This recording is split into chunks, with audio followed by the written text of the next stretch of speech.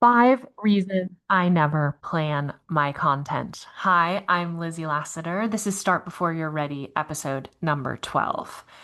When I talk to yoga teachers and wellness entrepreneurs, these are the most common struggles that they face in showing up online. Okay, number one, feeling overwhelmed. Number two, feeling stuck, ambivalent, or inconsistent. Number three, fear of self promotion or showing my face. Let me know if you feel that one. Comment below. Number four, difficulty finding your voice, um, especially in all of the noise that's online. The next one is tech confusion, and the last is wanting confidence, consistency, and clarity. So I personally see all the comments that come through my YouTube channel. Let me know if any of these resonate with you or if you struggle with something else. I want to say up front before I go through my five reasons that I never plan my content and what I do instead is that I'm offering a content creation retreat. It's near Salzburg in the gorgeous Salzkammergut Glacier Lake region. It's coming up in September. There are two spots left, and it's exactly what we're targeting is all of this list that I just read out. Feeling overwhelmed, feeling stuck, fear of self-promotion. All of that is so common. And that's what we're targeting on the content retreat.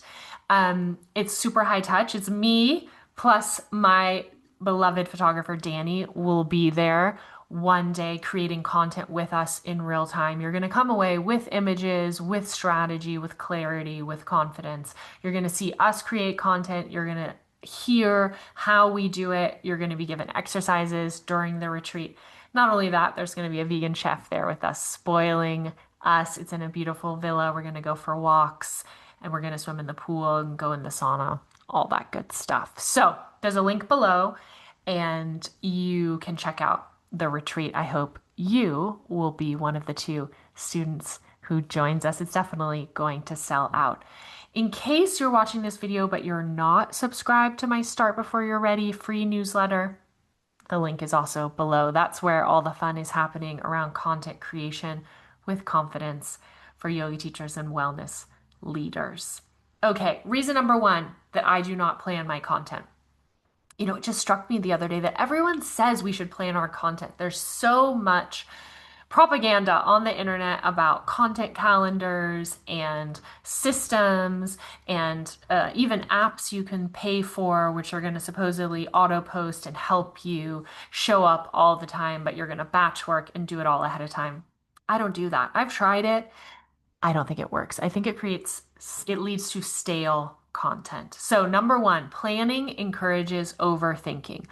When I plan too much, I get stuck in my head instead of creating. I set up a situation where I try to sit down and make 20 posts for the next month, and then I'm just churning out sort of recycled, stale, salesy content. It's not alive, it's not authentic, it's not fun.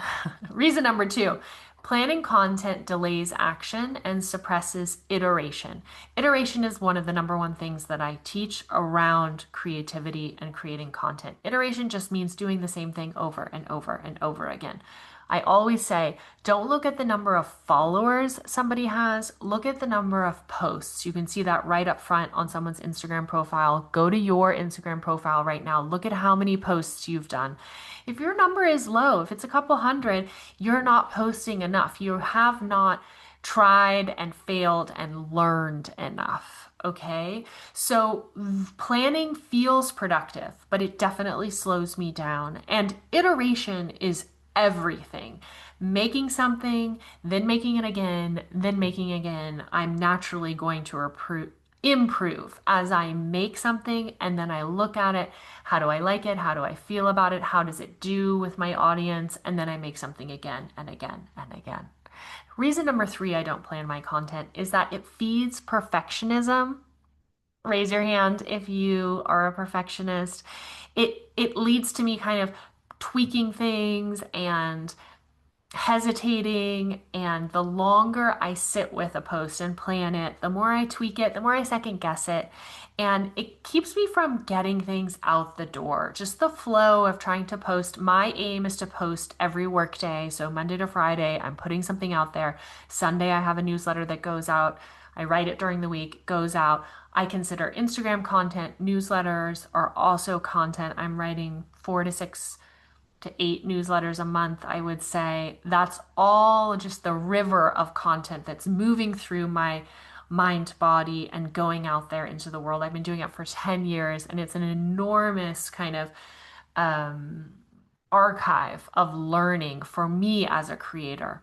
So, number four, people crave authenticity. You know that. We're looking for a connection with an authentic person via the internet. And my most resonant content is always what feels real in the moment, what's bubbling up in real time for me that I just have an itch and I've got to post something. I mean, literally last night, I put the kids to bed and then I got in bed with a magazine and I fell asleep. My partner was out and he came back home. It woke me up as he was arriving into bed, and I woke up with a thought. It's not about how many followers you have, it's about showing up and saying something true. That like came to me as I was woken up at 10 in the evening last night. And I literally, as he was brushing his teeth and talking to me about his day, I made a reel and posted it. It's a kind of like burning desire to reflect my inner life into my content creation. Number five, fifth reason why I don't plan my content, blank space is the key. So you don't need to plan your content. You need to plan blank spaces in your day, in your work week, in your life, so that you can listen to what bubbles up, so that you can receive the content that's all already there, moving through you, living inside of you, blossoming inside. So instead of planning, this is what I do. I plan these blank spaces and it's really about listening. So I think of it as like, how can I listen to what's coming through? It's not about how many followers you have. It's about showing up and saying something true. Like that's kind of me listening to a voice that I have, an inner kind of insight, a flash. So I'm always capturing those. I'm religious about capturing those. If I hadn't made that real right then, I would have sent myself an email. That's my system because I'm mostly working towards inbox zero. So I know my emails are going to get processed, but you might have a notes app that you use. Always be capturing ideas as they move through you. And then the last thing I'll say before we say goodbye is let's think about these blank spaces. I'm very targeted about protecting these blank spaces and building them into my life. So here's a list of my favorite blank spaces. I'd love to see comment below. What are your favorite blank spaces that you notice are connected with creativity?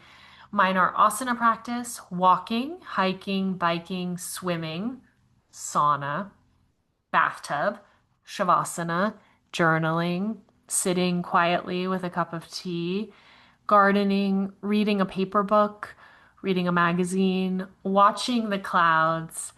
You get the idea. So, have I forgotten any key blank spaces? Let me know in the comments.